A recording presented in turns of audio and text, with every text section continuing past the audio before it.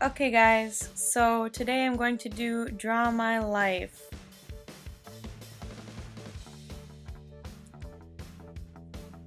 I was born on December 27th, 1992 in Minneapolis, and I've since then lived in Andover my entire life.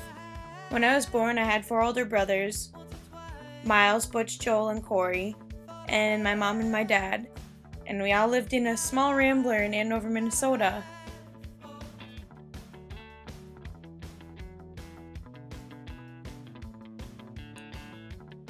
Since I was young, I can't remember much from then, but I do know that when I was around 3 years old, I had a baby brother and his name was Gino.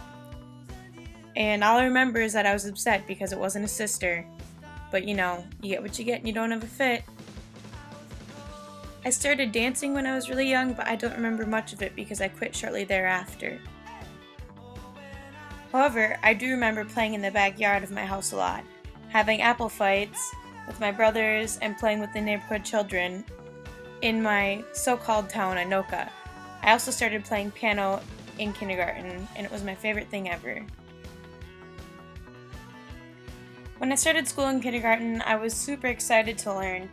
I absolutely loved reading and writing and everything about learning, so every day at school was a treat for me. I even liked taking the school bus. Once I got into 1st grade, I had a baby sister. I'd been praying forever to have this baby sister, and finally I got her. Her name was Rebecca, and I loved her so much that I treated her like she was my own kid. And I still kind of do that today. In 2nd grade, I had one of the best teachers ever. Her name was Mrs. Lloyd, and I absolutely adored her. And she took our 2nd grade class out to go ice skating once, and I just instantly fell in love. I started taking ice skating lessons and continued doing those through my senior year of high school. I was also really upset because I had to switch to a new school in Andover, which is where I actually lived, but I grew up with the kids in Anoka. But it was alright because in 3rd grade, people came to visit from the Peace Corps, and it inspired me for my whole entire life to work towards being in the Peace Corps, and that's still my aspiration for today. In 4th grade, I started soccer, and that was a major turning point in my life because it was probably the first thing that I'd actually been good at in any way. I also enjoyed soccer because I was kind of the odd child out when I went to Andover, and that was one of the only ways I could fit in with my friends there. This was also the time of my life when I started getting more involved in church and 4-H. At the end of elementary school, I actually had made a lot of friends, and I was semi-normal. But then, of course, that couldn't last for long, and I got into middle school. Middle school was really awkward for me. Obviously, middle school is awkward for most children, but I had a different viewpoint about a lot of things than children in my school. I had become a lot more mature than most of them, but didn't want to be mature. I'd seen most people getting boyfriends, and most people had technology, but my family didn't do that kind of thing. I didn't get iPods, I didn't get cell phones, and I didn't get boyfriends. Also in middle school, my mom had to drop me off at the school sometimes for activities, and my family was never very rich growing up, and I had to drive this crappy car around, which was extremely embarrassing. And it actually made me feel completely humiliated, and it seems silly now, but back then it was a big deal. Middle school was also really awesome for me because this is when I got to start playing instruments.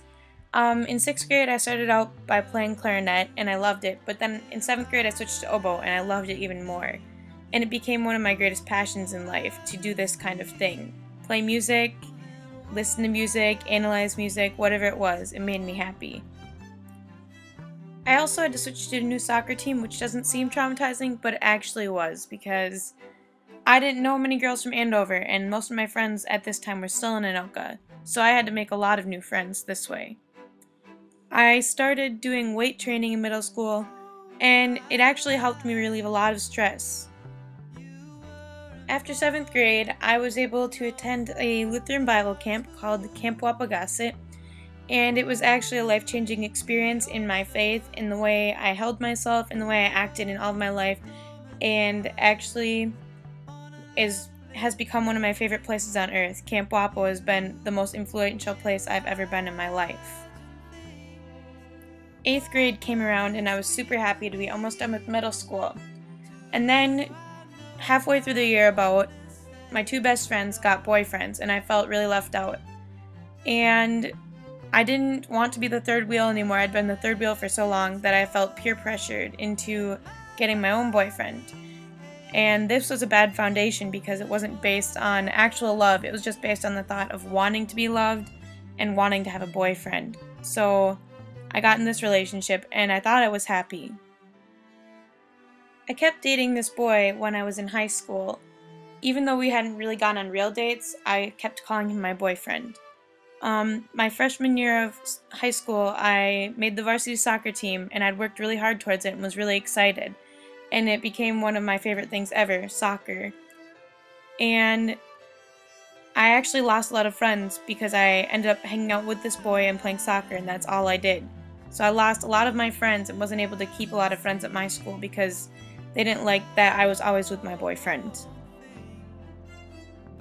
This year though, I joined a youth group at my church and I actually made a lot of friends there. And it was probably my favorite thing to do was to go to church on Wednesday nights and hang out with the youth group. They were a great support group, great people to talk to, and we could talk about how our week went, just have fun, just hang out with other people that had the same faith as me, and it was really awesome to be with people who had the same beliefs. And just especially fun because these people are awesome and I still love them to this day. After freshman year of high school soccer, I realized that I was not fit enough for the program. So I decided to join track, and I was going to run sprints to keep in shape and to get in better shape for the next year. But I ended up joining pole vaulting instead, which became one of my favorite things ever. And it was super fun, and I miss it extremely bad right now when I'm not able to do it. I actually made a lot of friends there, and I was super happy every time I got to go and vault for about 3 hours each day.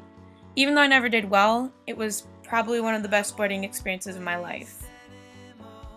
As a sophomore playing high school soccer, I realized I didn't want to play it anymore because it was too much pressure, and I also switched to a new summer team called the Crushers, which was awesome.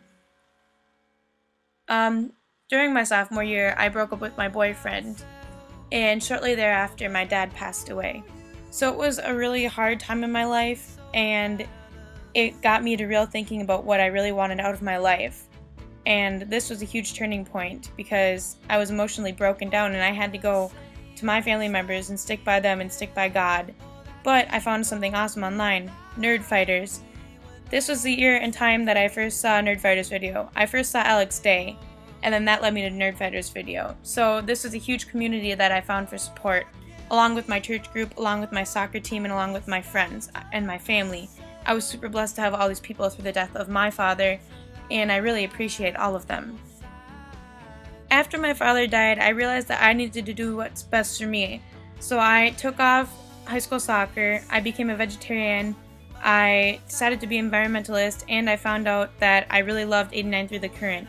I quit all science and math though because I wasn't good at it and figured that I would never get anywhere. So I dropped out of all the science and math in my high school except for physics because for some reason I enjoyed that one science class. The rest of my high school career wasn't as fun because a lot of people treated me differently since my father had died.